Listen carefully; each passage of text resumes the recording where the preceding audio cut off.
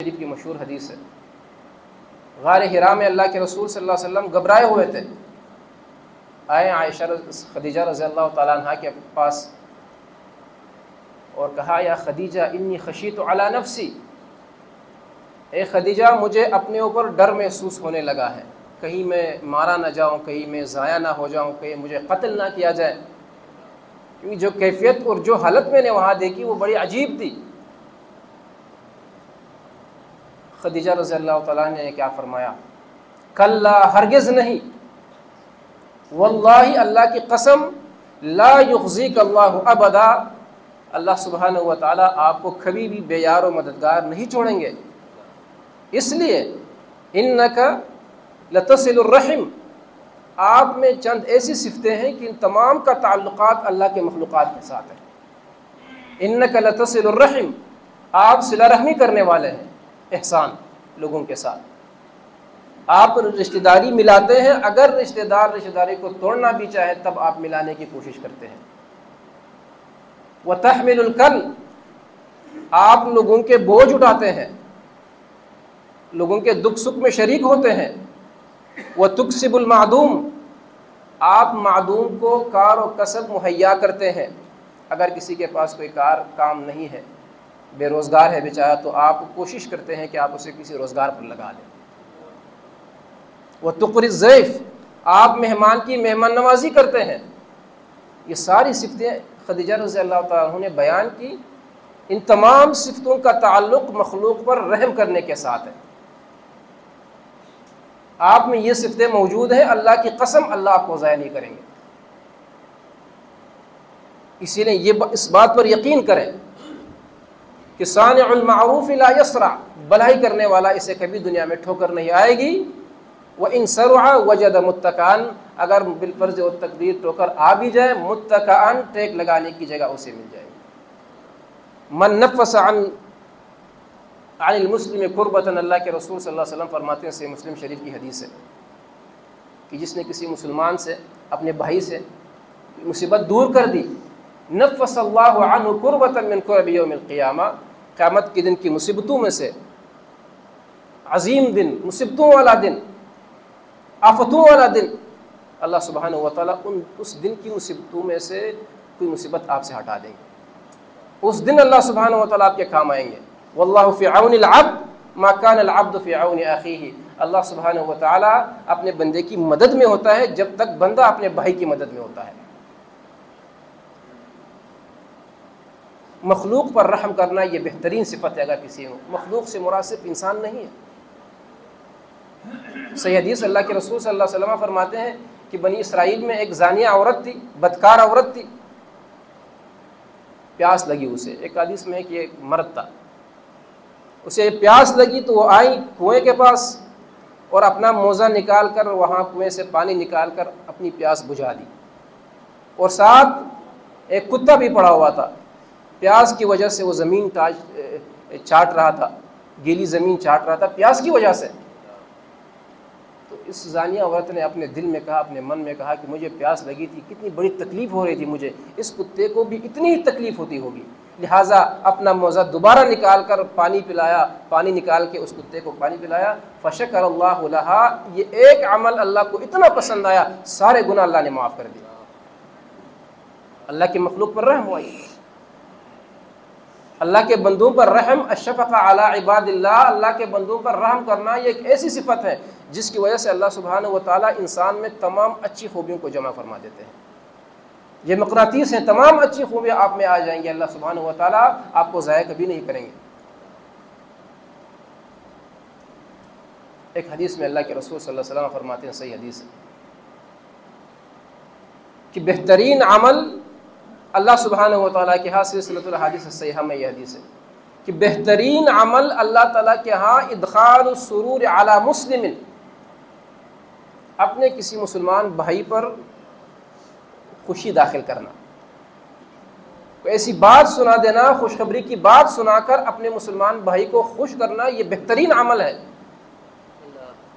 اپنی مسلمان بھائی سے کسی مصیبت کو ہٹانا، اللہ کے رسول فرماتے ہیں یہ بہترین عمل ہے۔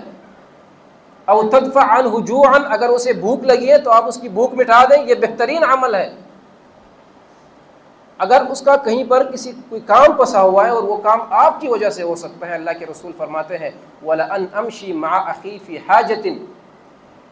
اور یہ کہ میں اپنے کسی مسلمان بھائی کے ساتھ اس کے کسی کام میں چلوں، کسی حاجت میں چلوں، وہ کام ہے اور وہ میں ہی کر سکتا ہوں اور میں ساتھ چل رہا ہوں،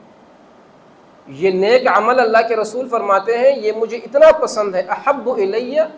من ان اعتکف شہرا فی هذا المسجد، یہ عمل مجھے اتنا پسند ہے، اس عمل سے بھی زیادہ مجھے پسند ہے کہ میں 1 مہینہ مسجد نبوی میں اعتکاف کروں۔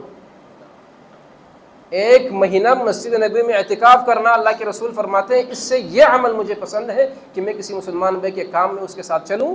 اس کا کوئی کام میں کروا دوں اگر مجھ سے وہ ہو سکتا ہے۔ آگے اللہ کے رسول اسی حدیث میں فرماتے ہیں کہ جو من مشى مع اخی فی حاجہ،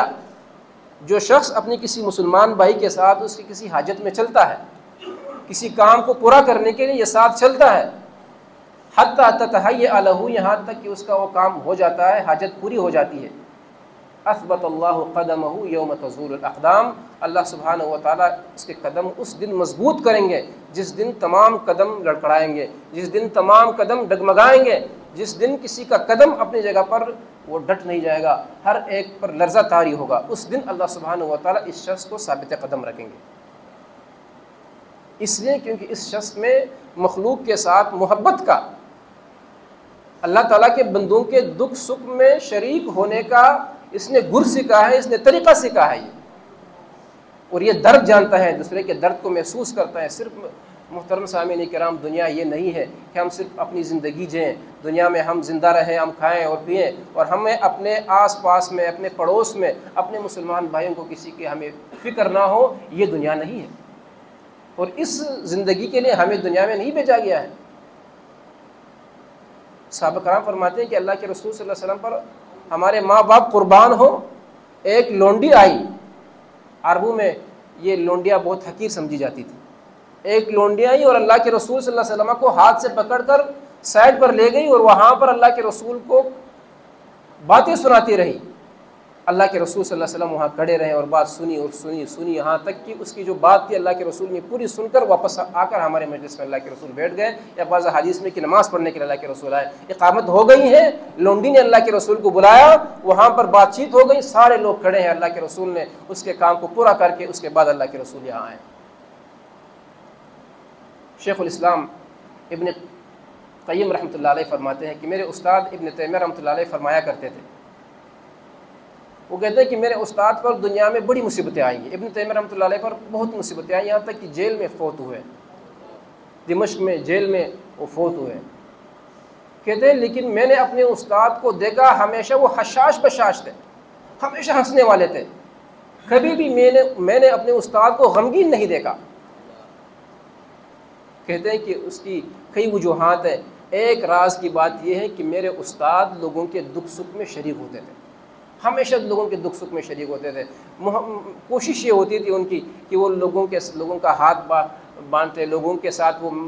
کسی ان کی مشکلات میں چلیں، لوگوں کے ساتھ وہ جا کے معاونت اور تعاون مدد کریں۔ میرے استاد کی ہمیشہ یہ خوبی تھی، اس لیے میں نے اپنے استاد کو ہمیشہ ہنستے ہوئے دیکھا، کبھی میں نے ان کو ناراض نہیں دیکھا۔ اور اللہ کے رسول صلی اللہ علیہ وسلم فرماتے ہیں، آخری حدیث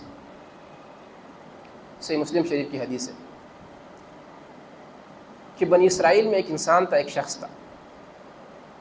حُوسِبَ رَجُلٌ مِّمَّنْ كَانَ قَبْلَكُمْ، آپ میں سے پہلے بنی اسرائیل میں سے ایک شخص تھا، اللہ سبحانہ و تعالیٰ نے اسے حساب کتاب کرنے کے لیے اپنے سامنے لایا۔ تو جب جانچ پڑتال کی گئی ان کے اعمال کے، تو تمام اعمال میں اس نے پوری زندگی جو دنیا میں بسر کی تھی، 60-70 سال کی زندگی، اس میں کوئی نیک عمل تھا ہی نہیں، کوئی ایک نیک عمل بھی نہیں تھا، اس نے نہیں کیا تھا، الا انہ کان رجلا موسرا، ایک نیک عمل اس میں یہ تھا کہ یہ مالدار آدمی تھا، کاروباری تھا، دکاندار تھا یہ، وَكَانَ يَأْمُرُ غِلْمَانَهُ، اپنے بچوں کو، اپنے مزدوروں کو یہ حکم دیتا تھا، اسے یہ کہتا تھا کہ یار اگر کوئی شخص آئے اور اس کے پاس پیسے نہ ہو یا تنگ دست ہو تو اس سے آپ آدھی قرض اسے چھوڑ دیا کریں، میری طرف سے اجازت ہے کہ آپ آدھی قرض چھوڑ دیا کریں، اگر کوئی شخص آپ سے یہ مانگے کہ یار ابھی میرے پاس آپ کو قرض دینے کا ٹائم پورا ہو چکا ہے لیکن میرے پاس پیسے، اب مہلت دے دے اسے، لوگوں کے ساتھ صرف یہی ایک احسان کرتا تھا، یا لوگوں کو مہلت دیتا تھا یا لوگوں کے قرضے معاف کرتا تھا۔ اللہ سبحانہ و تعالیٰ نے فرمایا کہ انا احق بذالک، میں تو اس چیز کا زیادہ حقدار ہوں، اور اپنے فرشتوں سے کہا کہ اسے لے جاؤ، معاف کر دو، بخش دو۔ یہ مخلوق کے ساتھ احسان کرنے والا تھا۔ ارحم من فی الارض یرحمکم من فی السماء، ان لوگوں پر آپ رحم کریں، ان مخلوقات پر آپ رحم کریں جو زمین میں ہے۔ یرحمکم من فی السماء، وہ ذات آپ پر رحم کریں گے جو آسمانوں میں، آسمانوں والی ذات آپ پر رحم کریں گے۔ اللہ سبحانہ و تعالیٰ سے دعا ہے کہ جو کچھ سنایا اس پر اللہ سبحانہ و تعالیٰ ہمیں عمل کرنے کی توفیق عطا فرمائے، اور ہماری حالتوں کو اللہ سبحانہ و تعالیٰ بہتر بنائے۔ اقول قولی ھذا واستغفر اللہ لی ولکم ولسائر المسلمین فاستغفروہ انہ هو الغفور الرحیم۔